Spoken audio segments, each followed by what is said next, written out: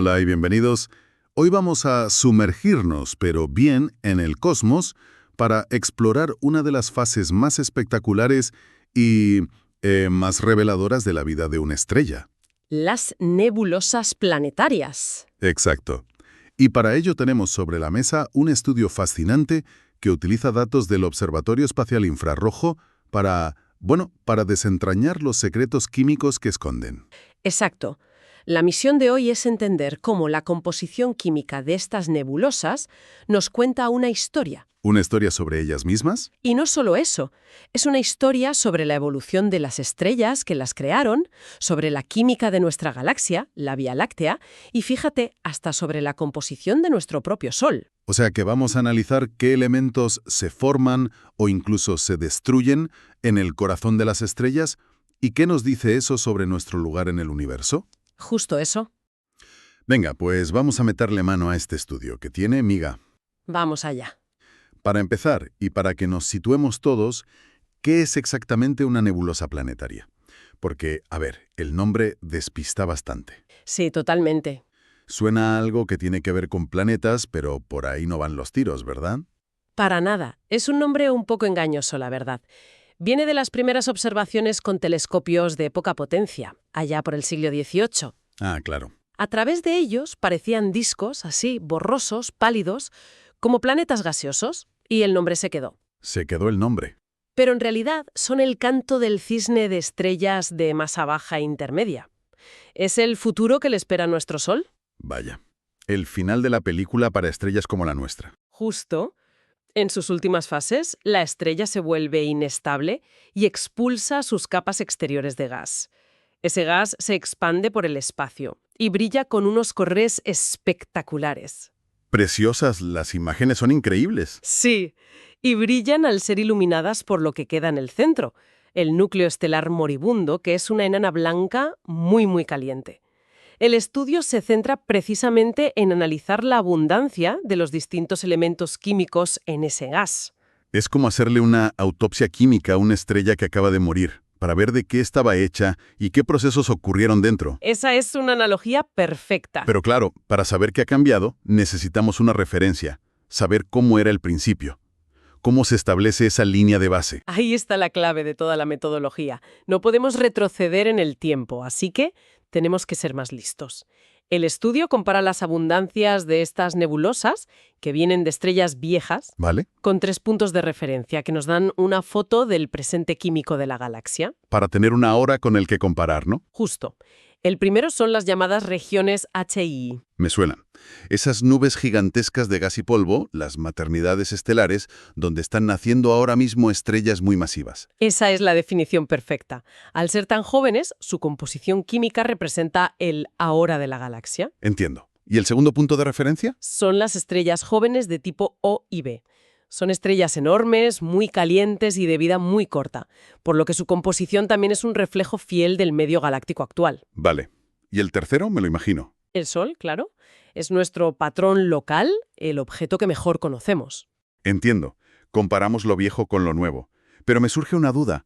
¿Podemos tratar a toda la galaxia como si fuera un único caldo químico? No para nada.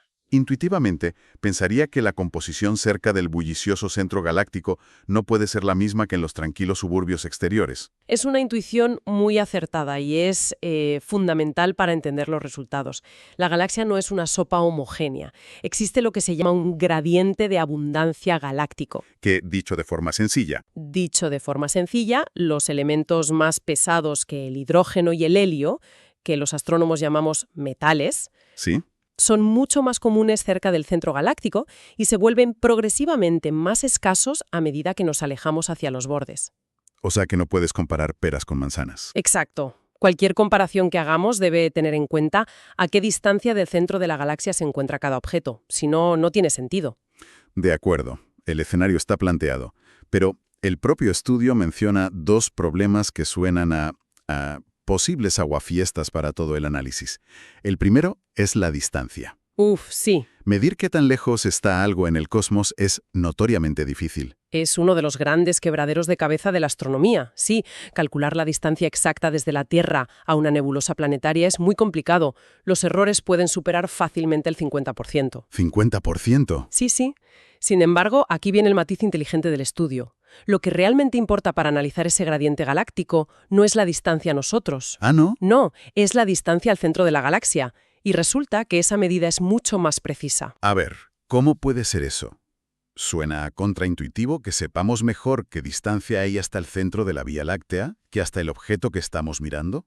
Porque esa distancia depende en gran medida de la geometría, de la dirección en la que observamos. Ah, vale. Imagina que la nebulosa está justo en la dirección del centro galáctico, ¿Mm? pues su distancia al centro será la diferencia entre la distancia de la Tierra al centro y la nuestra a la nebulosa. Si está en la dirección opuesta, las distancias se suman. Es pura trigonometría, claro. Exacto. Y la incertidumbre en esa distancia clave, la que va al centro galáctico, se reduce muchísimo. Qué bueno. Es una solución súper elegante. Usar la geometría de la galaxia para darle la vuelta al problema. Me encanta. Sí, lo es. Pero espera, eso me lleva a otro posible agujero en el plan. Las nebulosas planetarias vienen de estrellas viejas, que han dado miles de millones de vueltas a la galaxia. Ajá. ¿Cómo podemos estar seguros de que su posición actual refleja el lugar químico donde se formaron? Podrían ser inmigrantes de otra zona con una química totalmente distinta. Lo que es fascinante aquí es que el estudio parte de una suposición crucial y la pone a prueba. ¿Cuál? La suposición es que las estrellas que dieron lugar a estas nebulosas se mueven en órbitas casi circulares alrededor del centro galáctico. Ah, vale, porque si se movieran en órbitas muy elípticas, como un cometa... Exacto, entonces su posición actual no nos diría nada sobre la química de su lugar de origen. Sería como encontrar a una persona en Madrid e intentar adivinar la composición del aire de su ciudad natal sin saber si nació en Madrid, en Oslo o en Tokio. Sería imposible. Imposible. Y supongo que si los resultados que obtienen al final son coherentes y ordenados, eso querrá decir que la suposición era correcta. Exactamente. Es una conclusión en sí misma. Que estas estrellas no se han alejado mucho de su barrio galáctico original. Justo. El orden que veremos en los datos es la mejor prueba de que esta suposición funciona. Vale. Antes de meternos con los elementos, el estudio le da mucha importancia a la fuente de los datos, un satélite llamado ISO. Sí, fue clave. Aparentemente, antes de esto, medir estas abundancias químicas tenía fama de ser, digamos, un poco artístico. Totalmente. A menudo distintos astrónomos obtenían resultados muy diferentes para la misma nebulosa, a veces con factores de 2 o más de diferencia. Madre mía. La gran mejora vino con los datos en el infrarrojo del satélite ISO, el Observatorio Espacial Infrarrojo, y solucionó dos problemas históricos. El primero era la temperatura del electrón. La temperatura del gas. Sí. Para calcular cuántos átomos de un elemento hay, necesitas saber la temperatura del gas. Con los telescopios ópticos se asumía una temperatura constante para toda la nebulosa. Que es como suponer que la temperatura en Madrid es exactamente la misma en la Puerta del Sol a mediodía que en un parque umbrío en las afueras. No es real. Es una analogía perfecta. ISO, al observar en el infrarrojo, permitió medir la temperatura en múltiples zonas de la nebulosa y reveló que efectivamente hay un gradiente de temperatura. Claro. Poder asignar a cada parte del gas su temperatura correcta permite un cálculo de abundancias muchísimo más preciso. O sea, un cálculo más robusto. Por partida doble, porque además las señales químicas en el infrarrojo son intrínsecamente menos sensibles a la temperatura. Menos errores todavía. Entendido. Ese es el primer problema que solucionó. ¿Y el segundo? El segundo es que nos permitió ver más iones. Un elemento, como el neón, puede existir en varios estados de ionización, o sea, habiendo perdido 1, 2, 3 o más electrones. Vale. Antes, con telescopios ópticos, solo se veían 1 o 2 de esos estados y se tenía que adivinar la cantidad del resto usando modelos y factores de corrección. Un poco de ciencia y un poco de estimación a ojo. Exacto. Introducía mucha incertidumbre, era casi un acto de fe. ISO, al observar en infrarrojo, puede detectar muchos más estados de ionización. ¿Para cuáles, por ejemplo? Pues para el neón, el argón, el nitrógeno, el azufre, a veces puede ver casi todos los estados importantes. Esto elimina gran parte de esa adivinanza y nos da una cuenta total del elemento mucho más fiable. Muy bien, ya entendemos la metodología y la calidad de los datos. Vamos al lío. Venga. El estudio analiza varios elementos, empezando por aquellos que, en teoría, no deberían cambiar mucho durante la vida de la estrella. son como los testigos pasivos. Empecemos con el oxígeno. El oxígeno muestra un patrón clarísimo, casi de libro de texto. ¿Así? Sí, sí. Al representar su abundancia frente a la distancia al centro galáctico, tanto las nebulosas planetarias como las regiones HI se alinean perfectamente en una recta descendente. A más distancia del centro, menos oxígeno, lo que se esperaba. Tal y como predice el gradiente galáctico. Y lo más llamativo de todo es que si prolongamos esa línea hasta la posición del Sol... A ver, a unos 8 kiloparsecs del centro, el valor de oxígeno que predice la línea coincide exactamente con la abundancia de oxígeno que medimos en el Sol. O sea que nuestro Sol es un ciudadano galáctico modélico. Totalmente. Tiene la cantidad de oxígeno que se espera para una estrella normal y corriente en este barrio de la galaxia. Encaja a la perfección. Clavado. Pero, como siempre, hay excepciones. El gráfico muestra 4 puntos que se salen completamente de la línea, muy por debajo. Sí, 4 nebulosas, NGC 6302, NGC 6537, MZ3 y E2111, que tienen entre la mitad y un tercio del oxígeno que les correspondería. ¿Y eso? La hipótesis es que no nacieron pobres en oxígeno, sino que provienen de estrellas muy masivas, de más de 5 veces la masa del Sol, que en su fase final de vida destruyeron parte de su propio oxígeno. Un momento. ¿Me estás diciendo que una estrella puede quemar el oxígeno, que es para nosotros el elemento de la vida por excelencia? Sí. Eso es salvaje. Es como si una panadería se pusiera a quemar su propio pan para generar calor. Es una analogía excelente. Eso es exactamente lo que ocurre en estas estrellas masivas. Las temperaturas y presiones son tan extremas que se activan reacciones nucleares que consumen oxígeno y carbono para producir otros elementos. ¡Madre mía! Y el estudio añade más pistas. Estas 4 nebulosas también son muy ricas en helio y nitrógeno, y la mayoría tiene una forma muy particular, bilobulada, como las alas de una mariposa. Increíble cómo la forma de una nebulosa puede ser una pista sobre la química que ocurre dentro. Y si el oxígeno de las estrellas normales encaja tan bien, ¿qué pasa con el neón? Pues el neón sigue un patrón muy similar, se alinea perfectamente con el gradiente y coincide con el Sol. Pero lo realmente importante aquí es que estos datos ayudan a resolver una controversia científica. ¿Sobre el neón? Sí. Durante años ha habido un gran debate sobre la cantidad exacta de neón que hay en el Sol. Los modelos del interior solar necesitaban más neón para ser consistentes con las mediciones de heliosismología. El estudio de las vibraciones del Sol. Exacto. Pues bien, este estudio, al mostrar que las nebulosas y las regiones HI de nuestro vecindario apuntan a ese valor más alto, apoya firmemente esos modelos solares. Vaya, o sea que estudiar estrellas moribundas a miles de años luz nos ayuda a entender mejor el interior de nuestra propia estrella. Fíjate qué cosas. Ahora, creo que el siguiente en la lista nos da un pequeño dolor de cabeza. El azufre. Y aquí es donde la cosa se pone peliaguda.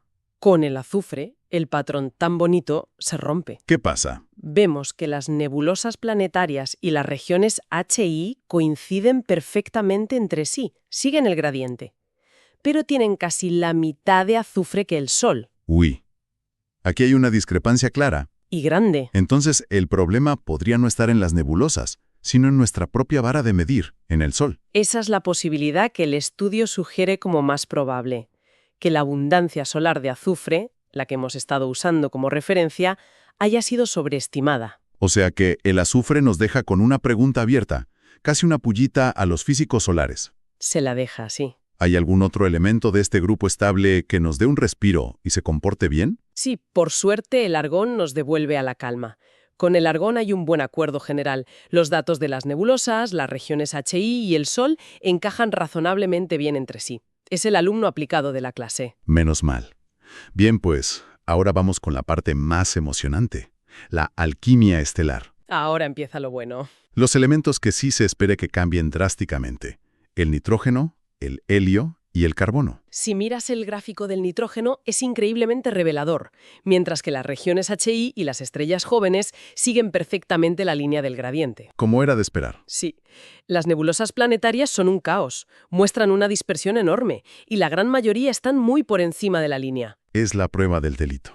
La estrella ha estado cocinando nitrógeno. En el estudio muestran otra gráfica que relaciona esto con el helio, ¿no? Exacto. A más nitrógeno, más helio. Ah. Es la firma inconfundible de la nucleosíntesis estelar en acción. Las estrellas de masa intermedia y alta, a través de ese proceso de combustión en la base caliente que mencionamos, cogen carbono y oxígeno y lo convierten en nitrógeno nuevo. Espera. Entonces, estas que tienen nitrógeno y helio por las nubes, ¿son las mismas que antes estaban quemando su propio oxígeno? Las mismas.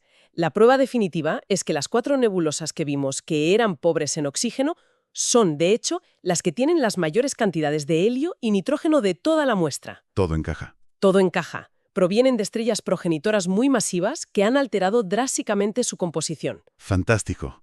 Y finalmente, llegamos al que el estudio describe como el elemento más caótico de todos, el carbono. El carbono es un verdadero rompecabezas porque su destino depende de forma muy sensible de la masa de la estrella.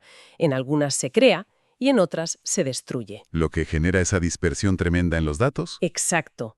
Para empezar, cerca del 40% de las nebulosas tienen abundancias de carbono normales, similares a las de las regiones HI y el Sol. De acuerdo, ese es el grupo de las que no tocan el carbono. Exacto. Pero hay otro 40% que tiene mucho más. Muchísimo más, a veces superando en cantidad al oxígeno. Estas son las famosas estrellas de carbono. Las fábricas de carbono. Exacto. Sus estrellas progenitoras lo crearon en su interior y luego un proceso de convección, un mecanismo conocido como el tercer dragado, los sacó a la superficie. ¿Y queda un último grupo? ¿El de las masivas? ¿Qué pasa con su carbono? Y aquí viene lo más sorprendente, algo que choca con algunas predicciones teóricas. Las mismas nebulosas que habían destruido oxígeno y creado nitrógeno, Sí. también muestran un contenido de carbono extremadamente bajo. Esto significa que en esas estrellas masivas el carbono también fue destruido, consumido en ese horno nuclear. Ostras. Y este es un punto crucial porque desafía algunos modelos de evolución estelar que predecían que, incluso en estas estrellas, el resultado neto final sería una creación y no una destrucción de carbono. Bien, ha sido un análisis muy denso. Si tuviéramos que resumir las grandes ideas que nos deja este trabajo, ¿cuáles serían? La primera, y es muy potente, es que las nebulosas planetarias funcionan como fósiles químicos. Vale. Nos permiten trazar un mapa de la composición de la galaxia. Y, de paso, confirman que las estrellas de las que vienen se mueven en órbitas mayoritariamente circulares. Porque si no, el mapa sería un caos sin sentido. Un caos total. La segunda, diría yo, es que nuestro Sol no tiene nada de especial, químicamente hablando.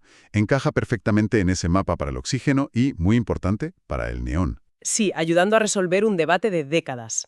El azufre sigue siendo la oveja negra, un pequeño enigma a resolver. Exacto. Y por último, la conclusión más potente sobre cómo funcionan las estrellas. Vemos pruebas directas de su alquimia. Que no es teoría, que se ve. Se ve. Las más masivas, de más de 5 masas solares, terminan sus vidas destruyendo su propio oxígeno y carbono para crear nitrógeno y helio. Y otras, de masa algo menor, son esas fábricas de carbono que enriquecen la galaxia con el elemento base de la vida. Lo que me deja pensando es que, en cierto modo, somos el resultado de una lotería cósmica.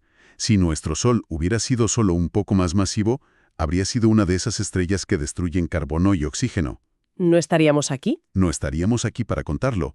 Nuestro destino dependió de la masa inicial de una nube de gas hace miles de millones de años. Es una reflexión muy profunda. Estudiar esta diversidad de nebulosas es como leer los capítulos finales de muchas biografías estelares distintas. Cada una cuenta una historia diferente y deja un legado químico único en la galaxia, ¿Un legado que? que con el tiempo se mezcla con las nubes de gas interestelar y se convierte en la materia prima para la siguiente generación de estrellas, nuevos planetas y, bueno, en al menos un caso conocido, la vida. Gracias por acompañarnos en este viaje a través de la vida y la muerte de las estrellas. Hasta la próxima.